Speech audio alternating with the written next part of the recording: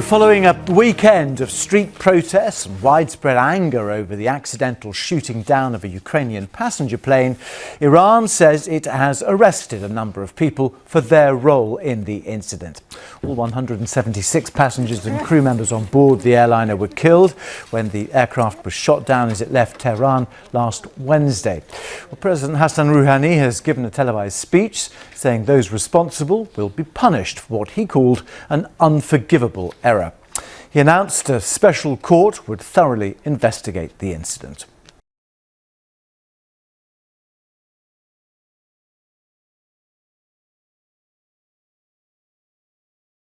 It was a short hearing today, and practically the entire focus of it was the lack of access that Julian Assange's legal team has had to their client. Gareth Pearce, Julian's solicitor, said that since the last time that they talked to the court, they've had precisely 2 hours of contact with their client. He was brought to the court today because they expected to be able to spend considerable amounts of time with him preparing the case here at the court. The judge told them that because of the number of other prisoners in the court, that was going to be reduced to just 1 hour. And it was clear, I think, from the judge's attitude, which in previous hearings has been distinctly unsympathetic.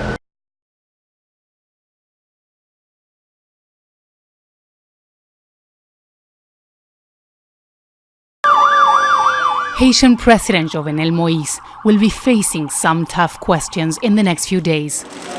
Moïse could be running the country on his own from now on, after the mandate of Congress and 2/3 of the Senate expired on Monday. Moïse blamed congressmen for the current situation that has left the country without a legitimate government. In 2018, I called on Parliament to an extraordinary session to vote on the electoral law. This did not happen, and again in November in 2018, we sent a budget to the Parliament, and there were millions of dollars for elections, and in January the budget was sent back to the executive. They were supposed to vote for the electoral law and the Prime Minister, and they never did. The president didn't say when elections will take place, and announced he will use the money spent on congressmen's salaries to build schools.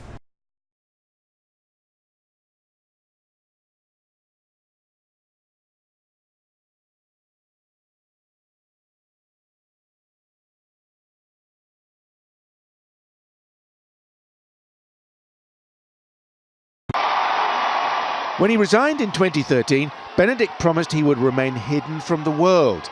But his latest book argues strongly against allowing priests to marry, at a time when Pope Francis wants to relax the rules. Cue another Vatican controversy, with some suggesting those around the elderly Benedict may be taking advantage of him to sow discord. Pope Benedict is not as alert as he used to be, so it's possible that other people take over and they write things and are published, maybe even without his knowledge. Last October, the Church held a special meeting on the challenges facing Catholics in South America. Top of the list was a chronic shortage of new priests and an idea to allow married men to become ordained. Francis has since hinted he's in favour.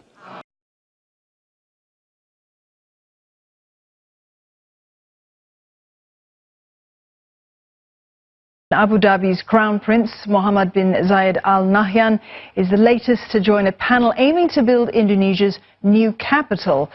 He joins SoftBank CEO Masayoshi Son and former British Prime Minister Tony Blair in the steering committee, and their job is to advise the government on just how to construct the new capital with a budget of some $34 billion. They're also going to help encourage others to invest, with President Joko Widodo seeking 80% of the cost to be borne by private and state-owned entities. Now, the news comes after President Widodo's visit to the UAE, where he signed deals worth nearly $23 billion. Indonesia is set to move its capital to Borneo Island in East Kalimantan province, and that is 4 times the size of Jakarta and expected to house some 7 million people.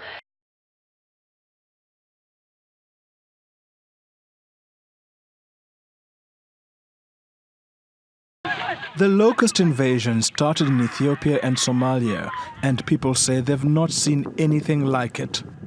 The locusts began crossing into Kenya late last month, destroying grazing land in the semi-arid northeast.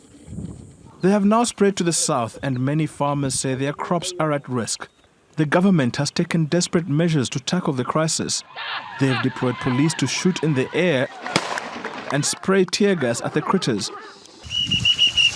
At the same time, farmers have been encouraged to whistle, clap their hands, as well as bang bottles and cans together to try to chase away the thick clouds of locusts. In Uganda, officials say although the country is at risk, they are ready to handle the threat.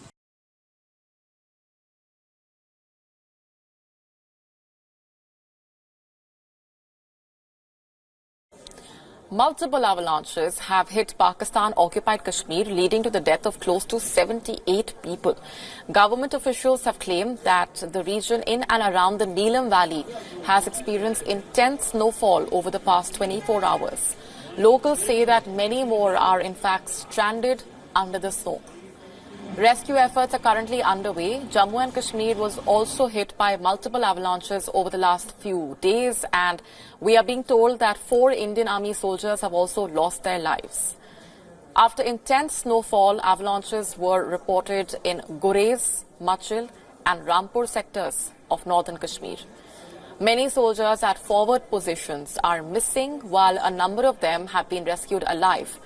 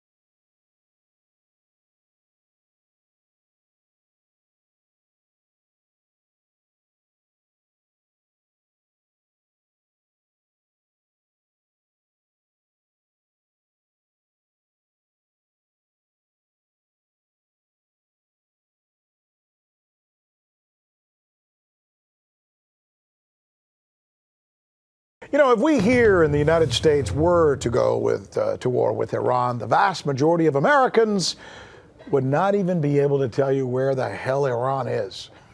In fact, according to a new report, only about 28% of Americans could even find Iraq on a map when they were asked to put the pin somewhere.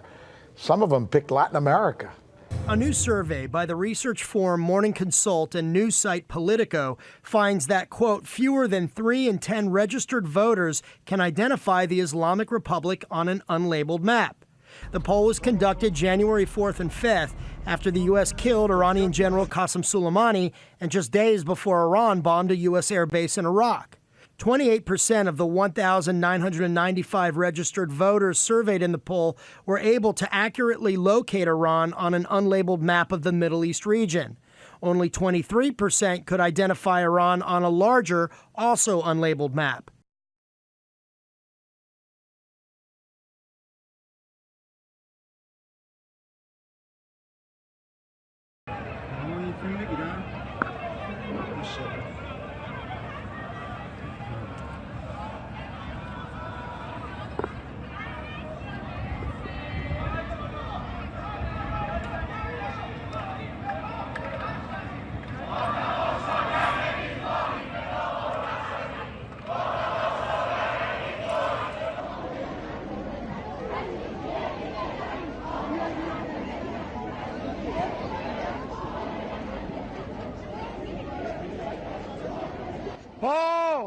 کجا؟